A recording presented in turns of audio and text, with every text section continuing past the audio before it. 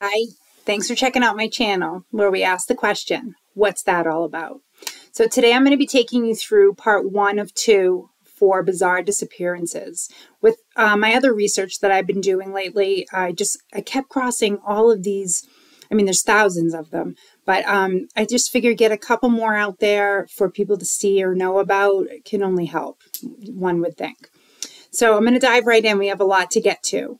The first disappearance I'm going to be taking you through is a woman by the name of Patricia Meehan. She was 37 years old and disappeared on April 20th, 1989.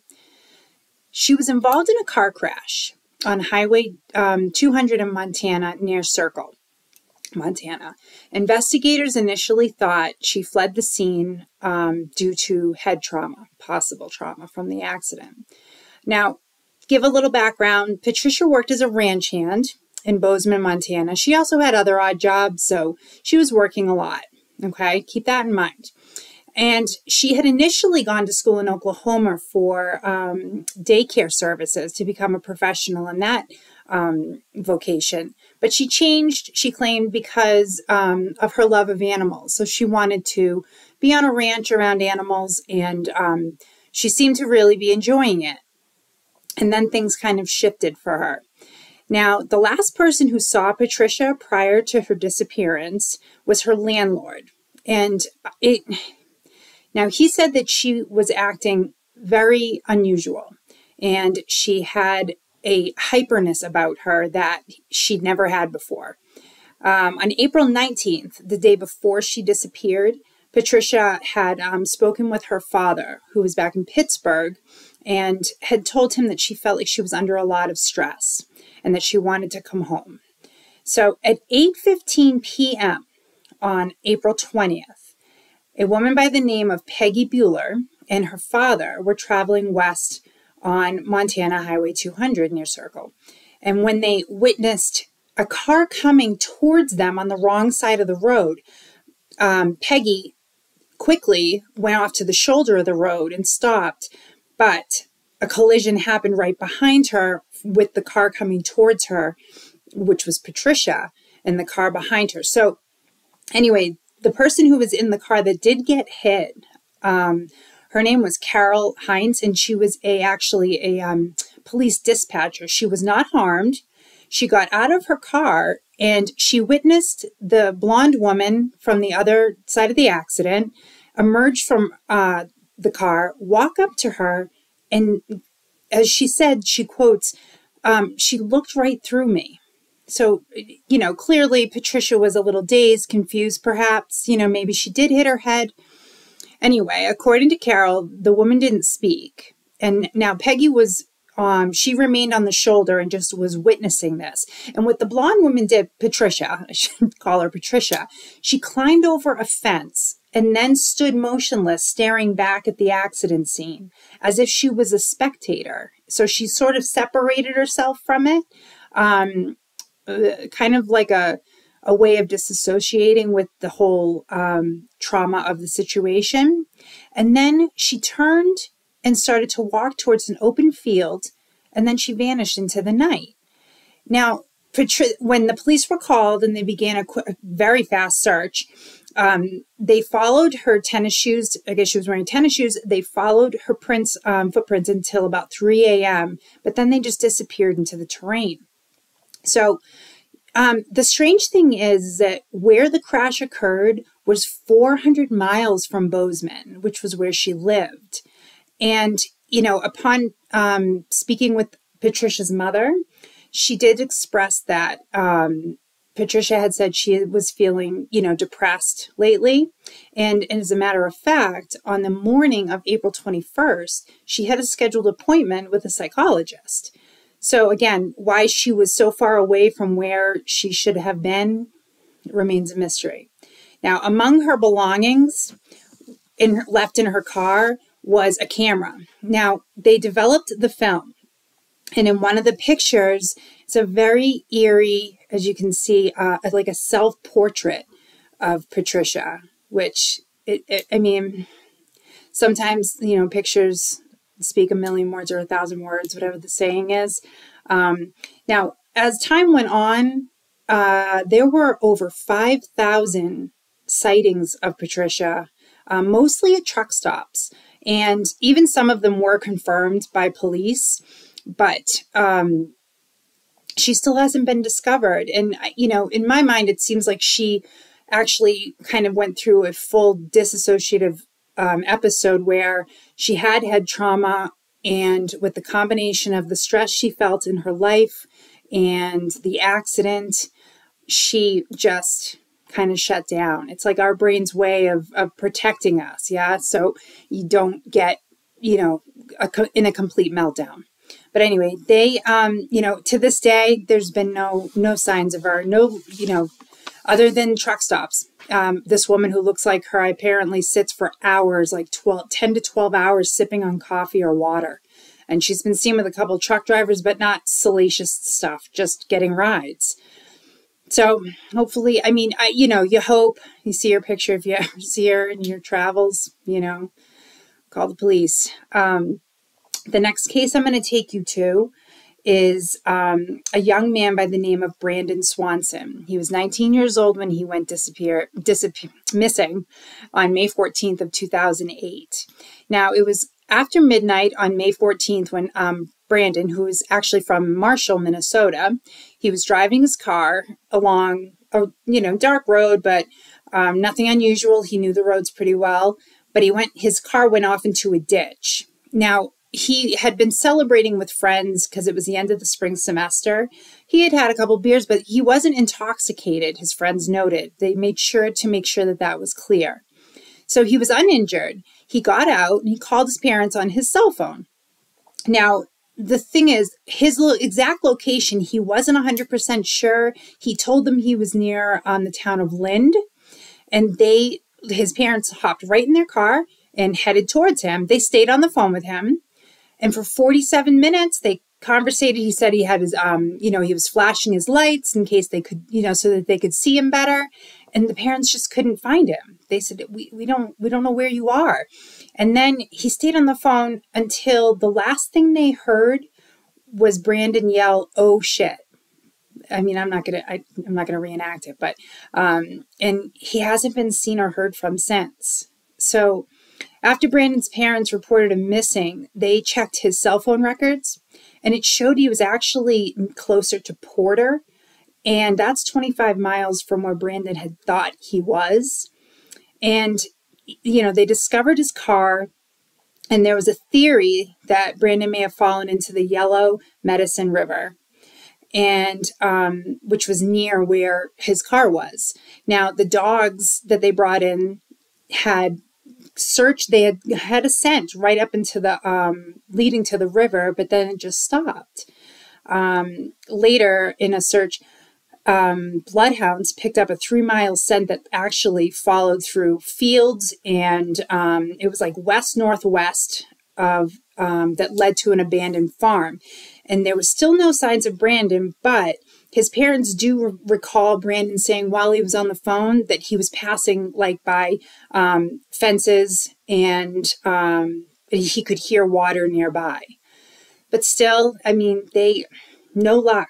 No other dogs picked up any more scents. And his parents have been, they were just obviously devastated.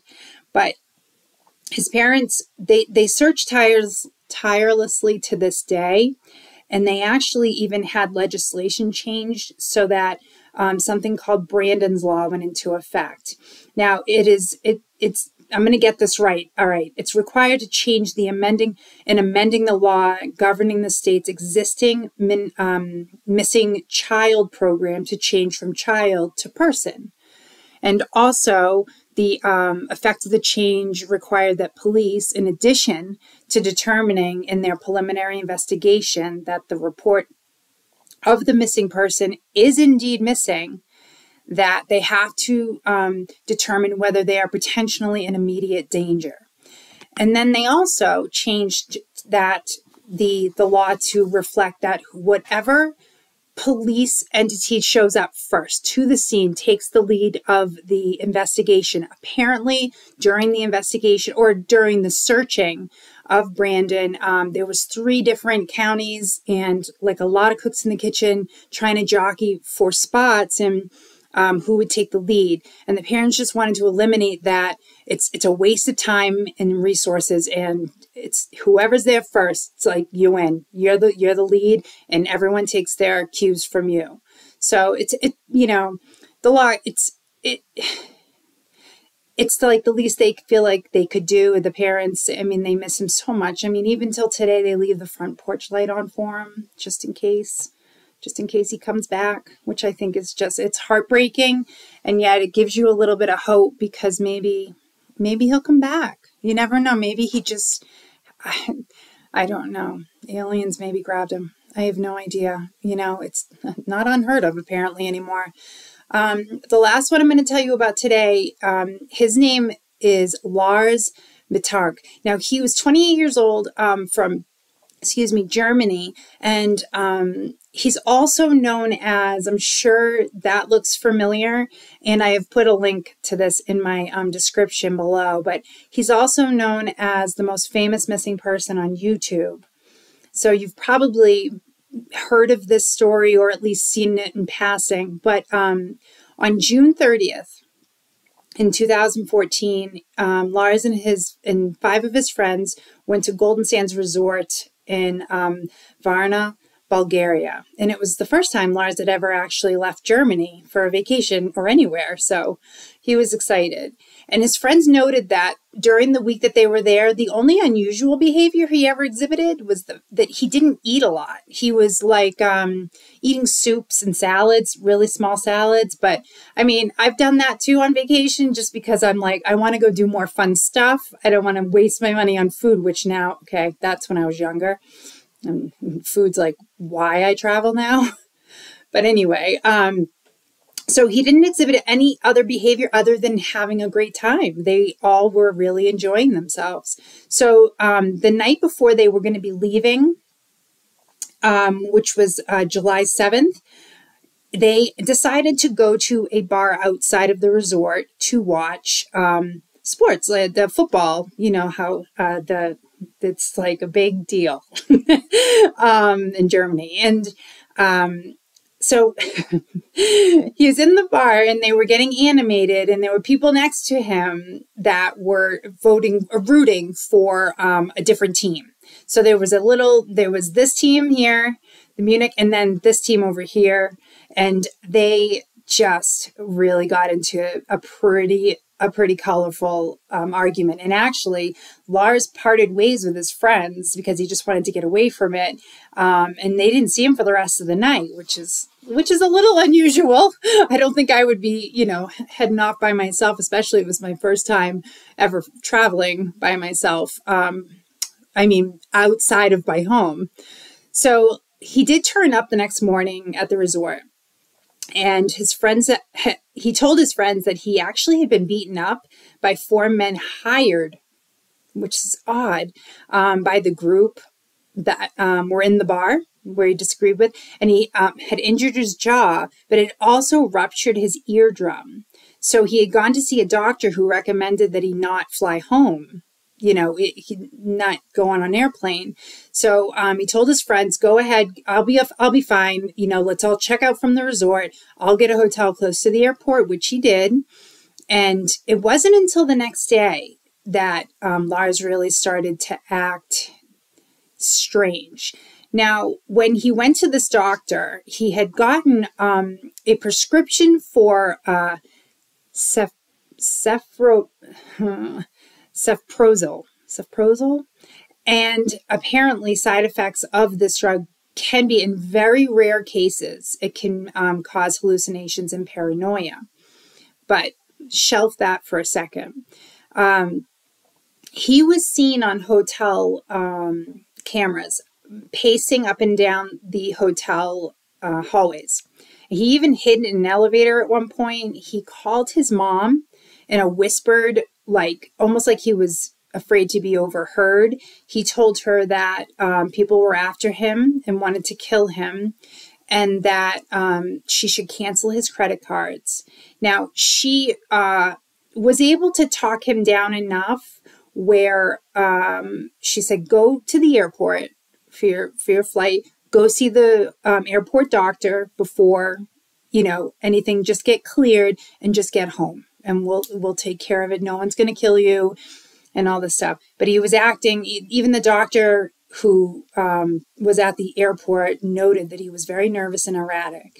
Now, while they were meeting at this airport, there was construction going on. So at the conclusion of Lars and this doctor meeting, a construction worker had come in for some care, and Lars absolutely lost it. I mean, he got up in a flash. He got up and he started to run towards the door, and he said, I don't want to die here. I have to get out of here. And that's when you see that part of the video. And again, it's, you know, the poor thing, no one's ever seen him again. He went over to a fence, he went over the fence, and that was it. No sign of him to this day. So, I mean, these are extremely bizarre disappearances. And I hope, I mean, maybe if you've by chance even have ever seen these people, you know, please, you know, call the local police. I cannot imagine what these families are going through. But thank you for stopping in, and I hope you tune in for part 2. And if you did like it, please subscribe, leave a comment, and stay happy and healthy, and stay weird, and take good care. Bye.